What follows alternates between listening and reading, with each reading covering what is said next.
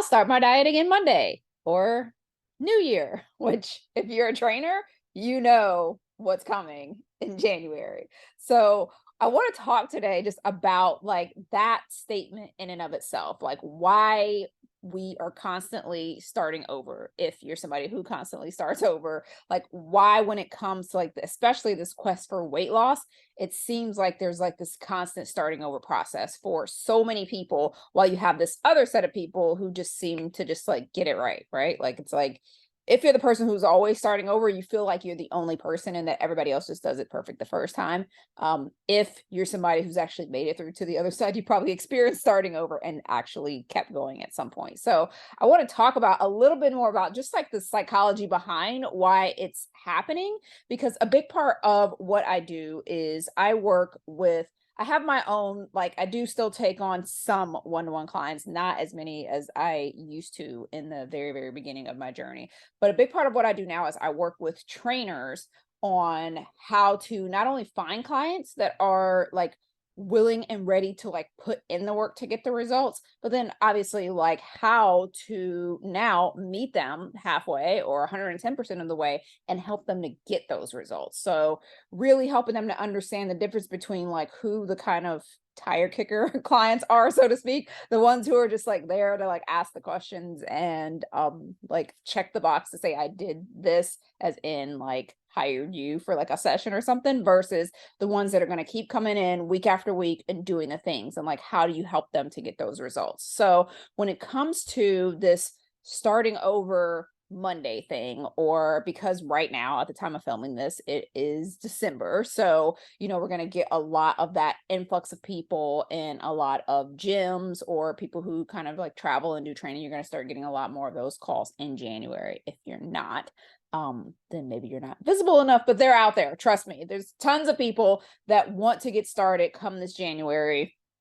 They've been waiting probably since the end of summer to start their diet over in January. But it's important to understand why this continues to happen, because typically the person that is starting over every January is probably also having a lot of these start over moments throughout the year. So they're either starting over like every Friday, they're starting over again on Monday, or maybe the downfall kind of starts like Thursday night and then they just kind of like right off the weekend and start back over on Monday. Or they're starting over, like maybe these are the people that are starting and they're starting over in January, but come February, March, they're kind of like falling off the wagon again and planning to start over again in spring or summer, or whenever the weather starts warming up and that little bit of motivation kicks in for 5 minutes and then dies down again. And then they'll kind of go through some of the motions in late spring or early summer, and then kind of fall off again until, either saying when the kids go back in school or again, New Year. So it's kind of this cycle that just keeps happening, because when you have the start over issue, it keeps recurring over and over again. And it eventually crosses over into other areas of your life as well, where you're probably starting over constantly. So the reason why this is something that I tend to talk about a lot with trainers and with my personal clients is because rewiring your brain around fat loss is going to be so much more productive to losing fat and keeping it off than learning a bunch of strategies. So really knowing, what your old ways of thinking and old habits are, and then rewiring those for success is such a critical pillar of my Diet Rebel method system, which is what I teach my trainers and clients. And the reason why it's so important is because of what I just said, because typically once you fall into that pattern, you're going to keep repeating it, not even realizing why. Or like I said, maybe just thinking that you're the only person that does that, or, oh, this is just part of my personality. It's just who I am. I just can't seem to stick with anything. So you just start like seeing it as an identity. And when you see something as an identity, you either don't work on it at all, or if you do work on it, it's kind of like this like white knuckling work on it of just like, I just got to stick to it this time. I just got to try harder. And like, you just keep trying harder, but in the exact same way that you tried before. So like, there's nothing is really being fixed with the issue, because it's either like white knuckle through and then throw your hands up in the air and say, oh, well, this is my identity. It's just who I am. I just can't stick with anything. Or once enough time has passed, and you just convince yourself to do that all over again. So it's really just repeating the same cycle over and over and over again. Now, because of that, that means that a lot of life a lot of days, weeks, months, years of your life gets wasted in these waiting periods. Because think about that. If every couple of months you're starting over again and another couple of months, then you look up and you had like 3 to 4 false starts throughout that year, and now the year is over and another year of your life has passed. Same thing if it's happening every weekend. Like the weekend is like 40% of your week. So essentially, like you're accomplishing like half as much because of the fact that even if you were trying to do something all year long, but quitting every Friday and starting over again Monday, then you're losing 40 to 50% of your week. So a lot more time is passing before you actually hit or reach that goal, even if you come close. So if you are someone, or if you are a trainer of someone, or you seem to keep attracting these types of clients that are regularly having these either like free for all sessions where it's like whatever it is, like weeknights, weekends, summers, holiday season, whatever it is, where it's like, okay, now I'm going to like open season, free for all, do all the things because I'm starting over on Monday, New Year, whatever the case may be. If you are prone to doing that, or you are training someone who is doing that, here's some of the things that you want to look for, especially if these moments are followed by, like, if there's an all out session and then it's followed by a like, all right, buckle down, like power through, and then they get like even stricter in the follow up of the free for all, and then they fall off again. So if that's the way that it's happening, typically one of three mistakes is being made. The first one is that they're trying to be too perfect. So this happens a lot with this type of client. Like I said, whether or not it's a personality trait or not isn't really the point, because this is definitely something that's more habit based than personality based, because a lot of times a big part of our personality is simply our habits. So if the person is having the free for all session followed by a super strict session, that's kind of like an old school binge purge type of situation that we got going on there. So what's happening is that because they're trying to be so perfect, let's say during the day, that then they binge at night, or they're trying to be so perfect during the week that they just can't take it anymore when the weekend comes, or they're able to stick to something perfectly for 21 days or something like that. Like, they can only hold on for so long. So typically that's going to be the first red flag, is if that free for all is followed by a strict binge, or followed by getting stricter. If the person feels like getting stricter with whatever the behavior is the answer, then that's usually going to be a red flag of what's about to happen, because of the fact that if they couldn't follow it the first time around, why on earth would getting stricter about following it be the solution? There's no way. There's a reason why you quote unquote fell off the wagon the first time.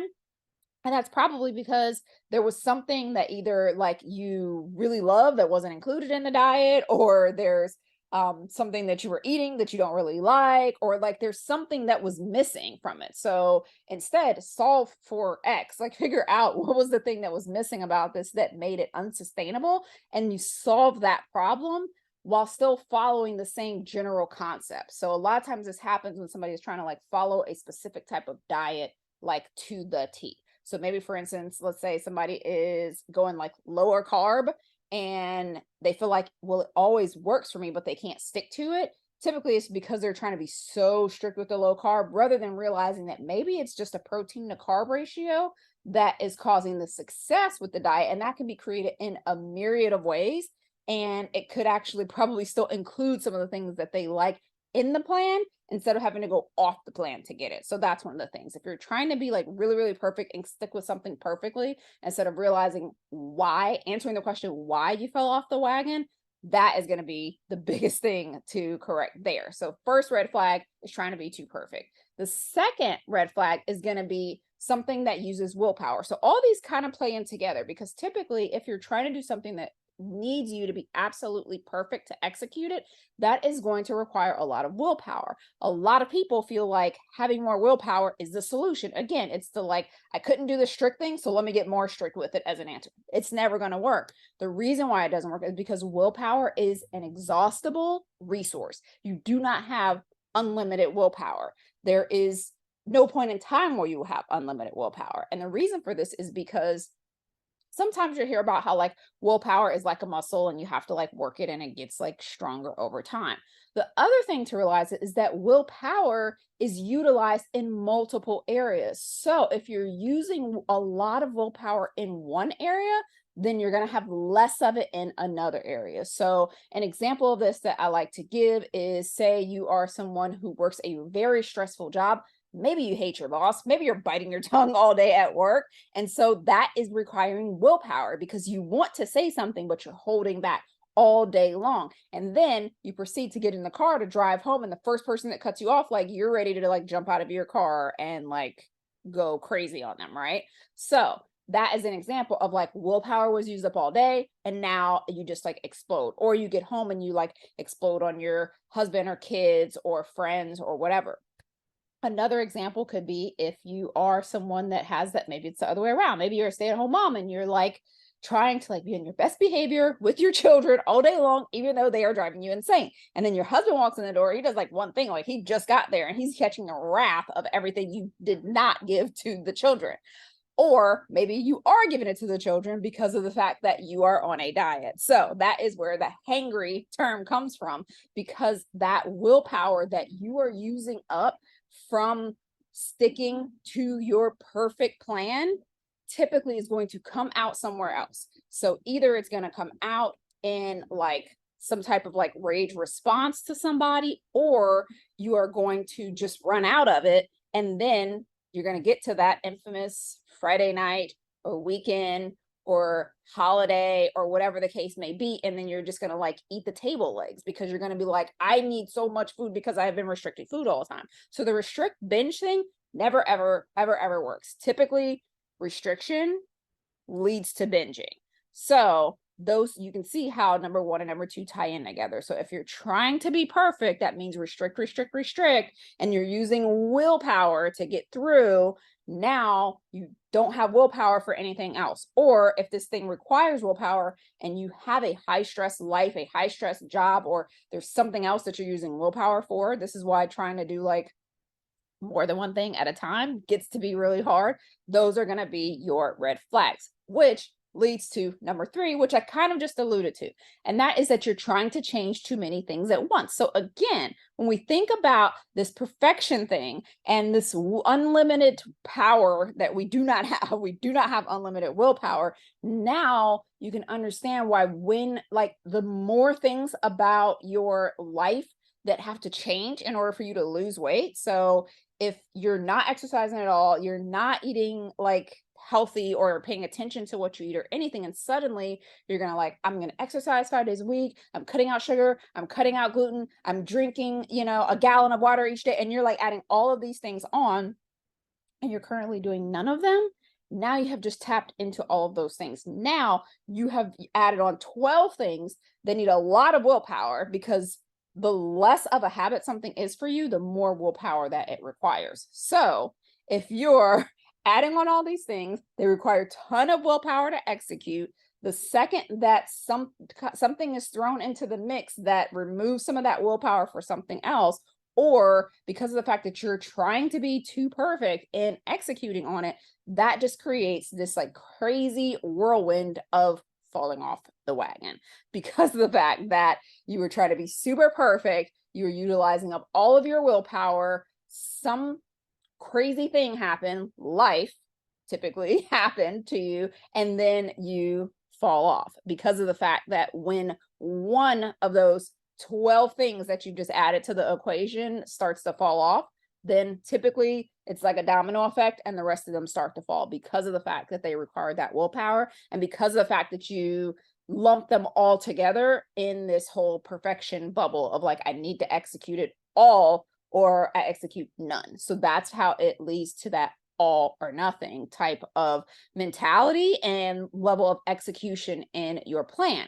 And that's the reason why as soon as you go to start the plan, like it's going to seem like it works until it doesn't. And the reason why it's not working is because of the fact that you are stopping doing all of those things that you should be doing. So one of those that I would say the best thing to help all of those, because again, we're talking about being too perfect, trying to use up too much willpower, or changing too many things at once, the best solution for all of those is going to be to try to just change one thing at a time. And when that thing is habit, when it becomes a habit, it will require less willpower. And because it requires less willpower, then you can add the next thing.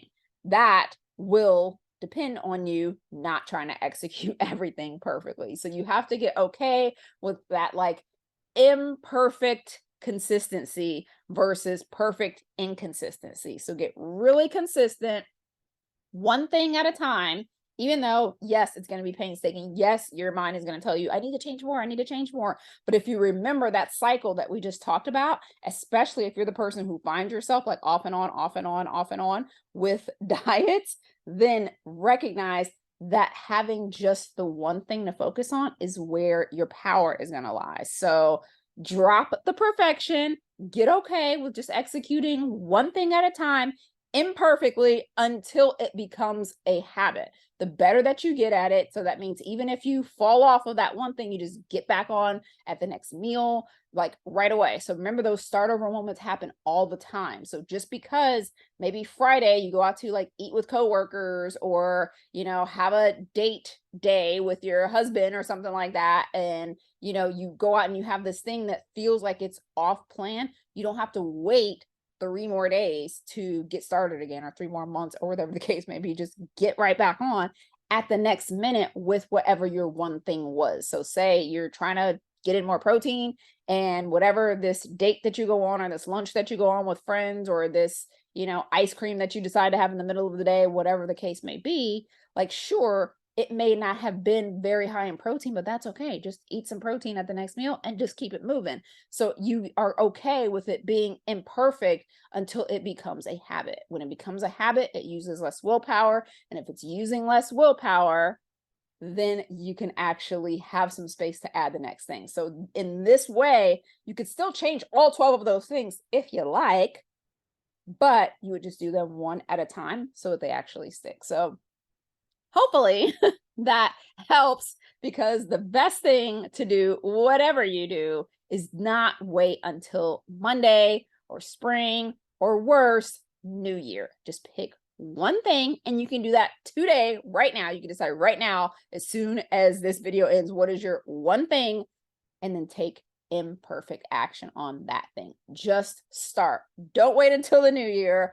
Don't wait until your birthday, or after your birthday's passed, until the kids go back to school, or when your baby's all grown up, or whatever the case may be. Whatever the thing that you are putting off, start on that one thing. Make it as small as possible so that it doesn't require a ton of willpower and completely upend your life. And when you do that, then you'll be able to just keep stacking and stacking and stacking, and slowly become the person that not only has the results that you want, but keeps them. So many people are scared of picking the wrong thing to start with, but that's really not the case. Just start. And if you are confused about where to start or what things, I highly recommend grabbing. I have a free bang for the buck PDF, and that is where I give you, it's just a checklist, and it like really states the things like in order of importance that you would start with. So if you're confused about where to start, just start with step 1 on that little cheat sheet, and do that until it's a habit, and then go to the next one on the sheet. And that should give you enough things to do all year long. And as you're doing that, you will slowly become the person that, like I say, has the results, but also gets to keep them. So thank you guys for joining me today, and I will see you on the next one.